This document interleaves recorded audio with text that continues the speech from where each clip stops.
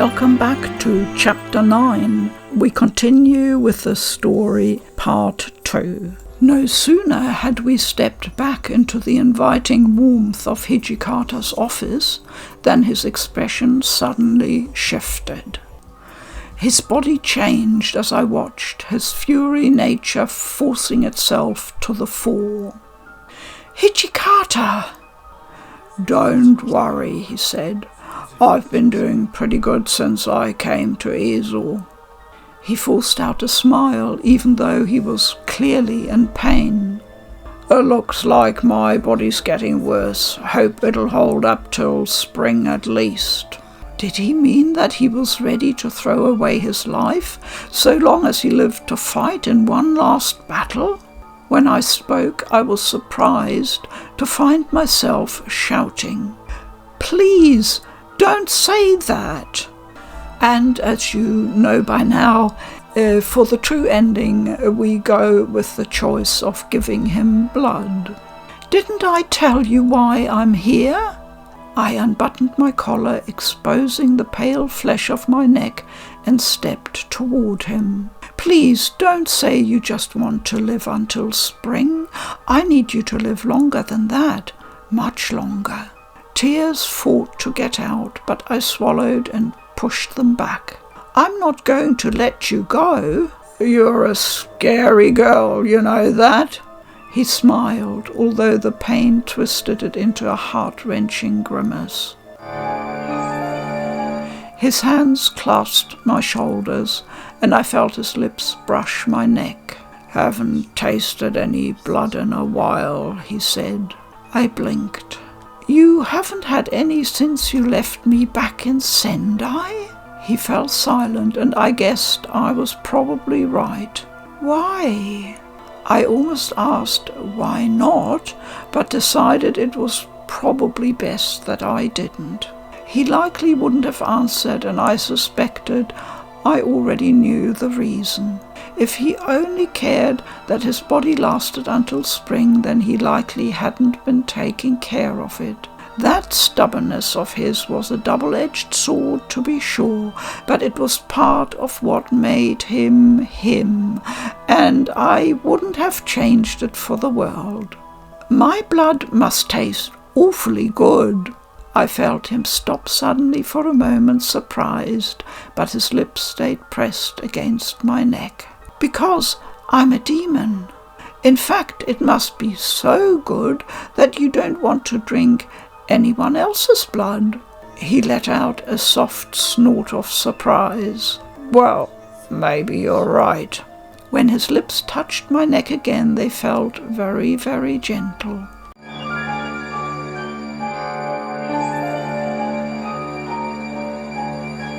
Before long, winter gave way to spring.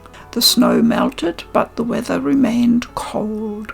We received the disquieting news that the Imperial Army's navy was headed for Ebisu.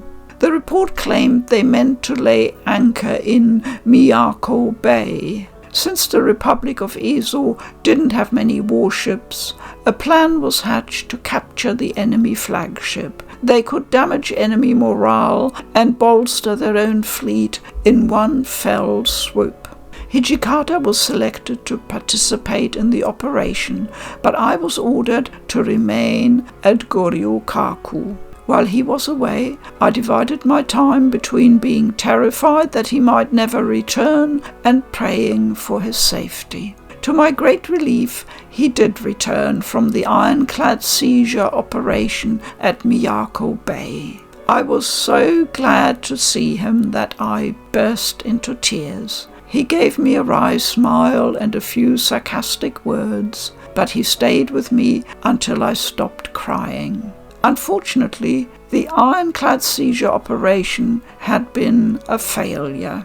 One of our ships had been lost, and with it a talented captain. A number of soldiers had died as well, including several men from the Shinsengumi. The flagship had eluded capture, and the attack had ended in a rout.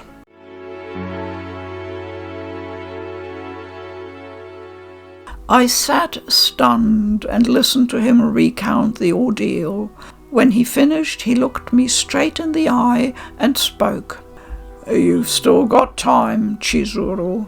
Get as far away from Hakodate as you can." His tone was dead serious. "You can take a Russian or British ship. I'll get everything worked out. You won't have to worry about a thing." His eyes were pleading. I understood what he was trying to do. Hijikata knew the Shinsengumi would almost certainly lose the battle that would soon be upon them. He wanted me to escape to safety, somewhere where Hakodate would be a distant memory. He wanted me to survive, but he intended to die. "I want to stay with you," I said. It warmed my heart to know that he cared for me, but I couldn't leave him alone to die. I wouldn't. "Please don't send me away. I want to be with you." When he'd been gone on assignment at Miyako Bay, I'd felt empty, as if some integral part of me was missing. Even breathing had felt painful.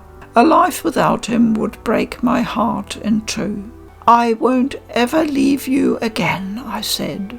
He knit his eyebrows in worry and looked at me silently for several long moments, then finally let out a sigh. "Fine. If it means that much to you, you can stay. You really are a weird one," he said. He grumbled about it as usual, but at least he'd capitulated. I could see his mind working hard as his eyes flicked back and forth in minuscule amounts. "You're worried about me, right?" "Of course," he said. He looked away and answered with too much forced nonchalance. "Well, if you're worried about me, then don't let me out of your sight, okay? It'll be your job to keep me safe." I smiled at him, and his eyebrows rose in surprise. "And you can't do that if you're dead, can you?" He thought about that for several moments. "True, I can't let you out of my sight." He wasn't quite willing to commit to the rest, it seemed, but I was happy that he would admit to wanting to live, if only a little.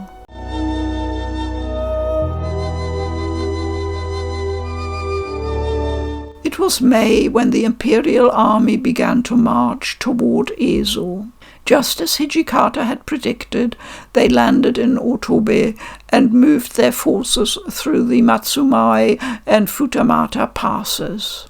Otori led the men who had been assigned to hold the Matsumai Pass, and Hijikata the men assigned to Futamata.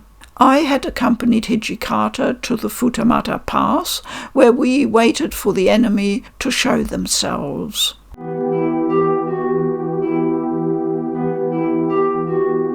Even though the snow had long since melted, the weather was still quite cold, and it grew even worse during the night. Some nights it was enough to make men stationed out of doors lose sensation in their hands and feet. On one such night, Hijikata appeared at the makeshift barracks with a barrel of alcohol. "The battle's gonna start soon. I'll be counting on you guys." "Of course, sir. Thank you, sir," said a soldier. Hijikata went down the lines, pouring a cup for each soldier. "We can't afford to rest, unfortunately, but I figured at least you could have a little sake." It wasn't every day that a general went down among his men to pass out alcohol, and it was easy to see that the gesture had moved and inspired them. "I'd like to just give you guys as much as you want, but we don't know when the fighting's gonna start. And we sure as hell don't want to be drunk when they attack, right?" A ripple of laughter moved through the men. "So sorry I gotta be a killjoy," said Hijikata, "but for now you only get one cup. Once this fight's over, though, you can have as much as you want." "Yeah, we'll make it through this," said a soldier. "No, screw that. We're gonna kick ass so we can come back here and get drunk. That's something worth fighting for," said another. The soldiers laughed and cheered, and Hijikata even joined in. The whole army was tense with the anticipation of battle. Every person at the Futamata Pass knew that it would be a difficult one. But Hijikata's visit had raised their spirits and bolstered their resolve. The frigid spring night seemed a little bit warmer. As Hijikata and I walked back to his tent from the barracks, the soldiers still talking and carousing behind us, I finally spoke. "Hijikata, are you all right?" He looked down at me, one eyebrow raised. I was at a loss for words.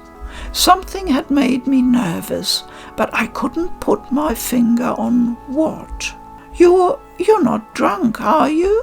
He grinned and gave a snort of laughter. "What, that's it? Come on, kid, I only had one cup. I can hold my liquor." The smile faded from his face and his gaze slipped into the distance. "They're like sons to me, you know." I knew how he felt. The men in that barracks had gathered to the battle standard of the Shinsengumi. Their warrior souls longed for the honour and righteousness the Shinsengumi stood for. "Not much I can do for them now," said Hijikata. "Seems like a little sake is the least I can give them." There was no option of retreat from the Futamata Pass. If the enemy overwhelmed us or our ammunition ran out, then the Imperial Army would slaughter us and march on Ezo. But even in the face of such odds, no one doubted Hijikata. Each and every man there was prepared to fight and to die if that was what he called upon them to do. Sake was a small thing to give them in return, but perhaps it was enough. "I'm sure they understand how you feel," I said. He blinked, his eyes coming back into focus, and turned to look at me. His face broke into a warm smile. "Well, if you think so, then I must have done something right." I felt my face flush. Well, I thought to myself, I need to tell him how I feel more often.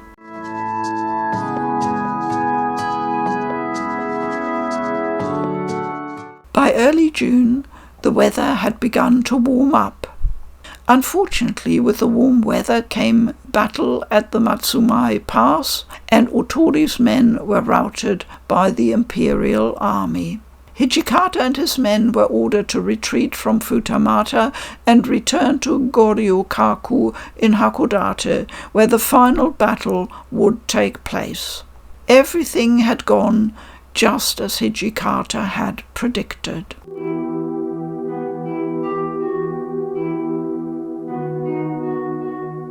After returning to Hakodate, Hijikata immediately left for Benten Fortress.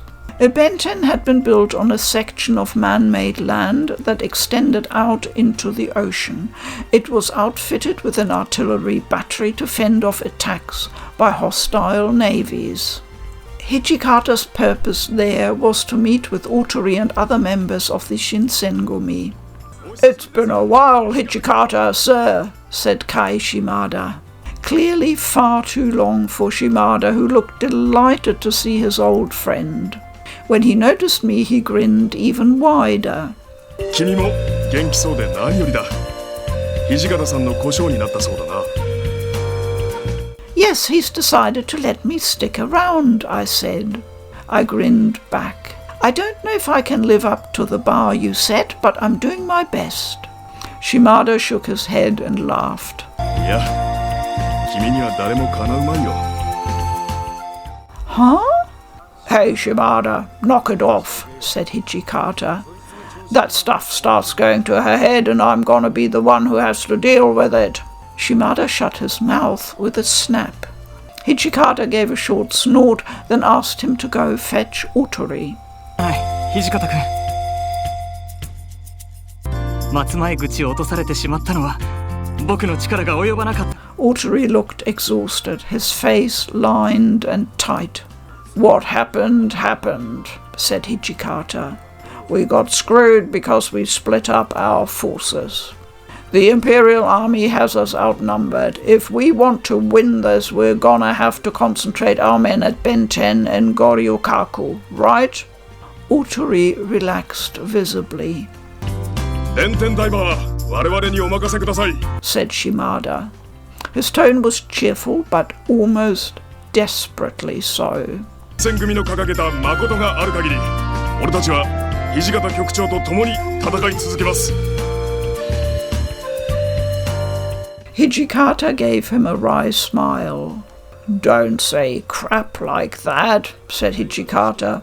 You already forget Otori's in command at the fortress. Shimada wilted slightly. I'll raise the Shinsengumi standard for this battle. Then everything should be fine, right? Said Otori. He smiled at us. So long as it's up, I don't think I could lose, he said. I've lost some battles here and there, sure, but I've never given up on the spirit of the samurai. He smiled at Hijikata, who responded by curling up the corner of his mouth. What, now the Minister of the Army superstitious? You need to get your act together, Otori, said Hijikata.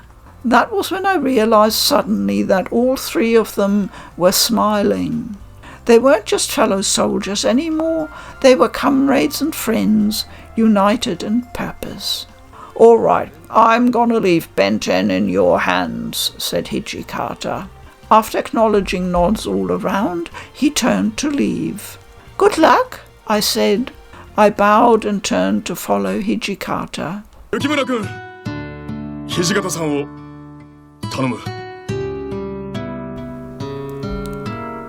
I turned to see Shimada looking at me, his eyes serious. So here we have two options. I'll do my best, or you can't do that. And we choose you can't do that. I looked Shimada straight in the eye. No, you can't pass that off on me. I understood the unspoken meaning of Shimada's request all too well. He was prepared to die. Words spilled out of me in a torrent. We don't know when this battle's going to end. It might go on for a really long time. Even if we drive the Imperial Army back, there'll be another fight eventually. Yeah, I guess you're right, said Shimada. His eyebrows rose. I can't do everything, you know, I said. Shimada couldn't die. That would make Hijikata sad. It would make me sad. I need your help, I said. Shimada looked at me silently for a moment, then released a great sigh. Well, shoot. A grin had spread across his face. I guess I should have expected that from the girl who hooked Hijikata. You've got a strong heart, Yukimura, stronger than any man I've known. I felt my face flush and looked down at the ground. Come on, don't make fun of me, I said. Shimada only laughed out loud. All right, I promise not to throw my life away. I'll stick around to help him out. Yes. Hijikata's burden was a heavy one, but the more friends he had to care for him, the lighter it would feel. I couldn't let Shimada die, and I couldn't let myself die either.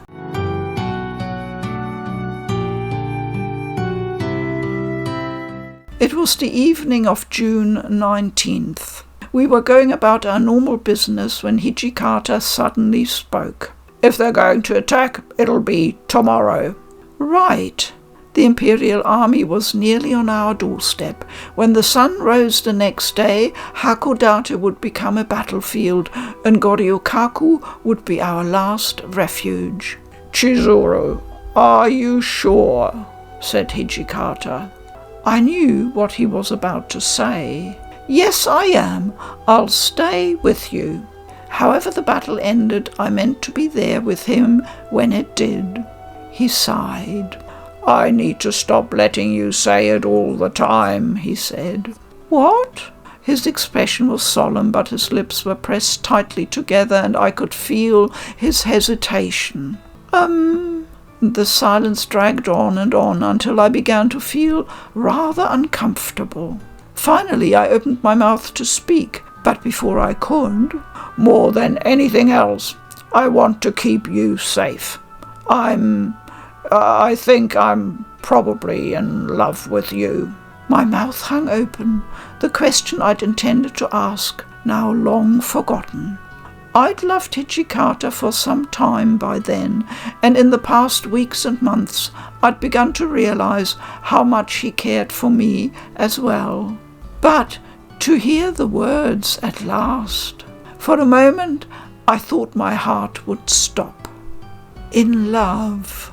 He gently lifted my mouth shut and gave me a crooked smile. I thought I could just die as soon as I'd done what I had to do for the Shinsengumi. I didn't know what to say. It's not that I wanted to die or something like that. I just wouldn't have had anything to live for anymore. He smiled, although it seemed a little sad. At most, he had only ever allowed me glimpses of his thoughts and feelings. But now he was telling me things I was sure no other human had ever heard. It made me happy to know that he trusted me so truly and deeply, but what he was telling me was heartbreaking. To look into the future and see nothing? How could that not have been agony? So long as I led the Shinsengumi and made them into what they were meant to be, what did it matter if I lived or died? The Shinsengumi had been the only thing that kept him going. Once that burden was no longer his to carry, his life would be empty. Unless he could find something new, what reason would there be to go on living? But now I've got a reason to live, he said. I felt my body sag with relief. I'm so glad. He'd been through so much pain, and yet he still wanted to live. That made me happier than anything else. That's good. I could feel tears start to well up in my eyes. Hijikata smiled down at me tenderly and laid his hand against my cheek. When he spoke, his voice was barely above a whisper. You're the reason I want to live. Me? Did he really mean that? Could I really be Hijikata's reason for living? Would I be able to give him what the Shinsengumi had? I started to cry. He opened his mouth as if to say something, then closed it.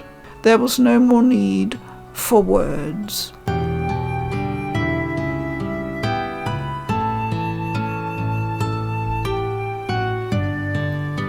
He wrapped his arms around my body and drew me close. I felt his warm breath moments before his lips pressed against mine. There, nestled safe in his encircling arms, I felt content. I felt happy. His hair brushed against my tear-stained cheeks, tickling me. I could feel his desire for me in a way so deep and powerful that mere words could never have done it justice. His warmth pressed against me, soothing even the deepest places in my heart. All the wounds I'd suffered at sorrow's hand began to close. His love, the only salve they needed. At last, his stubborn heart had opened, and through his lips it poured out what it had long kept hidden. His touch was as gentle as ripples on a lake, but when we kissed, I felt in him a passion that burned so hot as to put a forge to shame. I could feel our hearts, our feelings, our very selves intertwine. And though that feeling faded as our lips parted, the love that had flowed between us remained in my heart, its radiance undimmed. I love Hijikata as he loves me. That was an immutable truth now. The sky was blue, fire was hot, and we loved one another. A faint smile played about Hijikata's face as we looked at each other, but when he spoke it was with the strong, powerful voice I'd heard many times before when he commanded his men. You're going to stay by my side. I won't let you go, even if you want to, so be prepared." His eyes met mine, and through them I felt an echo of the moment we just shared. "Yes," I said. I couldn't stop crying. My heart overflowed with joy, and it trickled down my face as tears. I helped give Hichikata a reason to live, or at least that was how he felt. That was more than I ever could have asked for.